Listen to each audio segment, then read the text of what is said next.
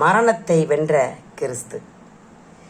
வாரத்தின் முதலாம் நாளாகிய ஞாயிற்றுக்கிழமை அதிக இருட்டோடே மகதலேனா மரியாள், யாக்கோபின் தாயாகிய மரியாள், சலோமே என்பவர்களும் ஆண்டவருடைய கல்லறைக்கு தாங்கள் ஆயத்தம் பண்ணின கந்த வர்க்கங்களை எடுத்துக்கொண்டு போகிறார்கள். நமக்கு கல்லறையின் கல்லை யார் புரட்டி தள்ளுவார் என்று சொல்லி பேசிக்கொண்டே போகிறார்கள்.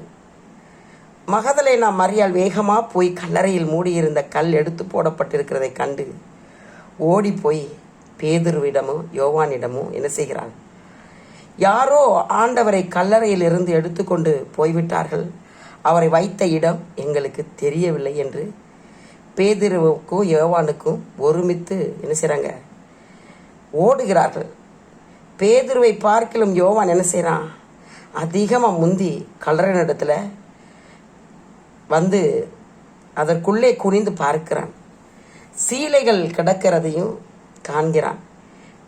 சீமோன் பேதுரு பின்னே கல்லறைக்குள் பிரவேசித்து சீலைகள் கிடக்கிறதையும் அவருடைய தலையில் சுற்றியிருந்த மற்ற சீலைகளுடனே வைத்திராமல் தனியே என்ன செய்து ஒரு இடத்துல சுருட்டி வைத்திருக்கிறதையும் காண்கிறான். யோவானும் உள்ளே பிரவேசித்து கண்டு விசுவாசித்து திரும்பி போகிறார்கள். இதற்குள்ளாக மகதலேனா மரியாளும் மற்ற பெண்களும் கல்லறைக்குள் பிரவேசித்து கர்த்தராகிய இயேசுவின் சரீரம் காணாமல் அதை குறித்து மிகுந்த துக்கமடைந்தவர்கள் பிரகாசமுள்ள வஸ்திரம் தரித்தவர்களாய் 2 தூதர்கள் அங்கே நிற்கிறார்கள். அந்த ஸ்திரீகள் பயப்பட்டு தலை கவிழ்ந்து தரையை நோக்கி நிற்கிறார்கள். அப்படி நிற்கையில் அந்த தூதர்கள் பெண்களை நோக்கி, உயிரோடு இருக்கிறவரை மரித்தவர்களிடத்தில் தேடுகிறது என்ன? அவர் இங்கே இல்லை, தாம் சொன்னபடி உயிர்த்தெழுந்தார் என்று கூறுகிறார்கள்.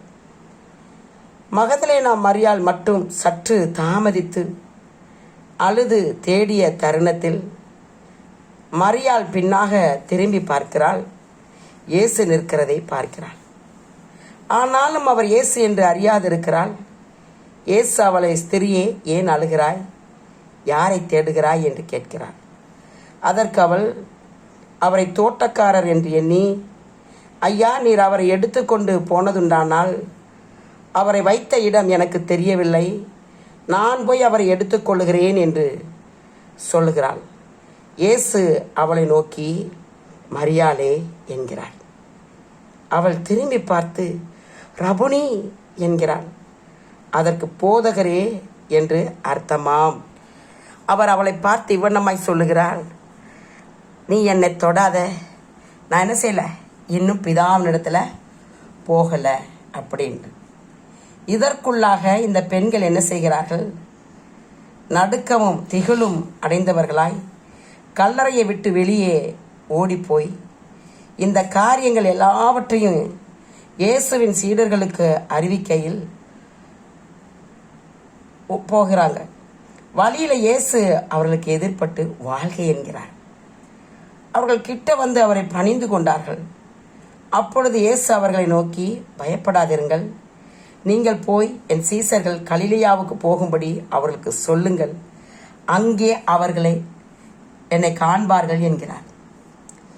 இயேசு உயிர்த்தெழுந்த அந்த நாளில் சீசர்கள் 2 எருசலேமிலிருந்து எம்மாவூருக்கு சென்று கொண்டிருக்கிறார்கள். அந்த எம்மாவூர் எருசலேமிலிருந்து 7 மைல் தூரத்தில் இருக்கிறது. அவர்கள் நடந்த இந்த நிகழ்ச்சி அனைத்தையும் குறித்து ஒருவரோடு ஒருவர் பேசிக்கொண்டு செல்கிறார்கள். இப்படி பேசிக்கொண்டே நடக்கிறதை அவர்கள் போகும்போது இயேசுவும் அவர்களோடு கூட நடந்து போகிறார். அப்போ அவரை இன்னார் என்று அவர்கள் அறியாதபடிக்கு அவர்கள் கண்கள் மறைக்கப்பட்டிருக்கிறது. இயேசுதாமே அவர்களை பார்த்து, நீங்கள் துக்க முகத்துடனே வழியில் பேசிக்கொள்ளும் இந்த காரியம் என்ன என்று கேட்கிறார். அதற்கு கிளையப்பா பிரதியுத்தரமாக, இந்நாட்களில் எருசலேமில் நடந்தவைகளை அறியாதபடிக்கு நீர் அந்நியராயிருக்கிறீரோ என்கிறான். இயேசு எவைகளை என்கிறார். அவர்கள் நசரனாகிய இயேசுவை குறித்தவைகளே, அவர் தேவனுக்கு முன்பாகவும் ஜனங்களுக்கு முன்பாகவும் செய்கையிலும் வாக்கிலும் வல்லமையுள்ள தீர்க்கதரிசியாக இருந்தார். அவரை பிரதான ஆசாரியரும் அதிகாரிகளுமே அவரை மரண ஆக்கினைக்குட்படுத்தி சிலுவையில் அறைந்தார்கள். அவரோ இஸ்ரவேலை மீட்டு ரட்சிப்பார் என்று நாங்கள் நம்பியிருந்தோம். இவை சம்பவித்தது இன்று முதல் 3 நாள் ஆகிறது. ஆனாலும் எங்கள் கூட்டத்தை சேர்ந்த சில ஸ்திரீகள் அதிகாலமே கல்லறையின் இடத்திற்கு போய் அவருடைய சரீரத்தை காணாமல் திரும்பி வந்து அவர் உயிரோடு இருக்கிறார் என்று சொன்ன தேவதூதர்களை தரிசித்தோம் என்று சொல்லி எங்களை பிரமிக்க பண்ணுகிறார்கள். அப்பொழுது எங்களில் சிலர் கல்லறையின் இடத்திற்கு போய் ஸ்திரீகள் சொன்னபடியே கண்டார்கள். அப்பொழுது அவர்கள் அவரை நோக்கி, நீ தீர்க்கதரிசிகள் சொன்ன யாவையும் விசுவாசிப்பதற்கு கிறிஸ்து உங்கள் இருதயம் புத்தி இல்லாத மந்த இருதயமா உள்ளவர்களோ என்று கிறிஸ்துவை இவ்விதமாக பாடுபடவும் தமது மகிமையில் பிரவேசிக்கவும் வேண்டியது இல்லையா என்று சொல்லி மோசே முதலான சகல தீர்க்கதரிசிகளும் எழுதின வேத வாக்கிய எல்லாவற்றிலும் தம்மை குறித்து சொல்லியவைகளை அவர்களுக்கு விவரித்து காண்பிக்கிறார். அவர்கள் எம்மாவுக்கு வந்தபோது கிராமத்துக்குள் சமீபமாய், அப்பொழுது அவர் அப்புறம் போறது போல காண்பிக்கிறார். அவர்கள் அவரை நோக்கி, எங்களுடனே தங்கிரும், சாயங்காலம் ஆயிற்று, பொழுதும் போயிற்று என்று அவரை வருந்தி கேட்டுக்கொண்டார்கள். இயேசு அவர்களுடனே பந்தி இருக்கும்போது அப்பத்தை எடுத்து ஆசீர்வதித்து அதை பிட்டு அவர்களுக்கு கொடுத்தார். உடனே அவர்களுடைய கண்கள் திறக்கப்பட்டு அவரை அறிந்தார்கள். உடனே அவர்களுக்கு மறைந்து போனார்.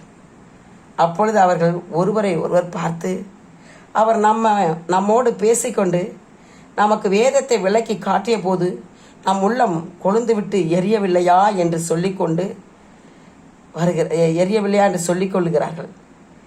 எருசலேமுக்கு திரும்பி போய் 11 வரும் அவர்களோடு கூட இருந்தவர்களும் கூடி இருக்க கண்டு, கர்த்தர் மெய்யாகவே உயிர்த்தெழுந்தார், சீமோன் பேதுருவுக்கு தரிசனமானார் என்று அவர்கள் சொல்லி கேட்டு வழியிலே நடந்தவைகளையும் அவர் அப்பத்தை பிட்கையில் தாங்கள் அவரை அறிந்து கொண்டதையும் விவரித்து சொல்லுகிறார்கள். இவைகளை குறித்து பேசி கொண்டிருக்கும்போது இயேசு அவர்கள் நடுவிலே நின்று, உங்களுக்கு சமாதானம் என்கிறார். அவர்கள் கலங்கி பயந்து ஒரு ஆவியை காண்கிறதாக நினைக்கிறார்கள். இயேசு அவர்களை நோக்கி, நீங்கள் ஏன் கலங்குகிறீர்கள்? உங்கள் இருதயங்களில் சந்தேகம் எழும்புகிறது என்ன? நான் தான் என்று அறியும்படிக்கு என் கைகளையும் கால்களையும் பாருங்கள், என்னை தொட்டு பாருங்கள். நீங்கள் காண்கிறபடி எந்த ஆவிக்காவது இப்படி இருக்கிறதா என்று சொல்லி காண்பிக்கிறார். ஆனாலும் சந்தோஷத்தினால் அவர்கள் என்ன செய்கிறாங்க, இன்னும் விசுவாசியாமல் ஆச்சரியப்பட்டு, புசிக்கிறதுக்கு ஏதாவது இங்கே உண்டா என்று அவர்களிடத்துல கேட்கிறார். பொரித்த மீன், தேன் கூட்டு சில துணிக்கைகளை அவரிடத்துல கொடுக்கிறார்கள். அவர் அவைகளை வாங்கி புசித்து அவர்களை நோக்கி, மோசேயுடனே நியாயப்பிரமாணத்தில் தீர்க்கதரிசி ஆகமங்களிலும் சங்கீதங்களிலும் என்னை குறித்து எழுதி இருக்கிறவைகளை எல்லாம் நிறைவேற வேண்டியதென்று நான் உங்களுக்கு சொல்லி கொண்டு வந்த விசேஷங்கள் இவைகளே என்கிறார். அப்பொழுது வேத வாக்கியங்களை அறிந்து கொள்ளும்படி அவர்களுடைய மனதை அவர்களுக்கு திறந்து அவர்களை நோக்கி, எழுதி இருக்கிறபடி கிறிஸ்து பாடுபட 3ஆம் நாளிலே மரித்தோரிலிருந்து எழுந்திருக்கவும் வேண்டியதாக இருந்தது. அன்றியும் மனம் திரும்புதல் எருசலேம் தொடங்கி சகல தேசத்தாருக்கும் பிரசங்கிக்கப்பட வேண்டியதா என்று அவர்களுக்கு சொல்லுகிறார். இயேசு வந்திருந்த போது 12 ஒருவரான திதுமு எண்ணப்பட்ட தோமா என்பவன் அவர்களுடனே கூட இருக்கவில்லை. மற்ற சீசர்கள் கர்த்தரை கண்டோம் என்று சொன்னபோது அதற்கு அவன், அவருடைய கைகளில் ஆணிகளில் உண்டான காயத்தை நான் கண்டு அந்த காயத்திலே என் விரலை இட்டு என் கைகளிலே அவருடைய விழாவிலை போட்டு ஒளியா நான் விசுவாசிக்கவே மாட்டேன் என்கிறான். மறுபடியும் 8 நாளைக்கு பின்பு என்ன செய்கிற, கதவுகள் பூட்டப்பட்டு இருக்கும்போது இயேசு அவர்கள் நடுவே உங்களுக்கு சமாதானம் என்று சொல்லி தோமாவை நோக்கி, நீ உன் விரலை இங்கே நீட்டி என் கைகளை பார்,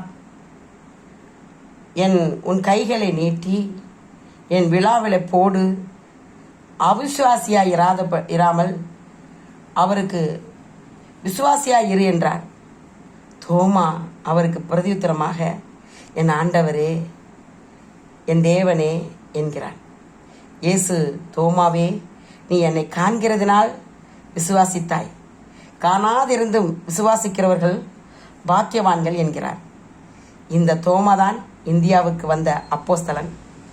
மலையாள பகுதியிலே உலகில் முதல் சபைகளை ஸ்தாபித்து பின் சென்னைக்கு வந்து பரங்கி மலையில் ஒரு குடிசையிலே ஜெபித்து கொண்டிருக்கும் போது ஈட்டியில் விழாவில் குத்தி இரத்த சாட்சியாக மறிக்கிறான் என்பது வரலாறு. இதன் மூலம் கிறிஸ்துவின் நற்செய்தி இந்தியாவுக்கு வந்து சுமார் 2000 ஆண்டுகள் ஆகிவிட்டன.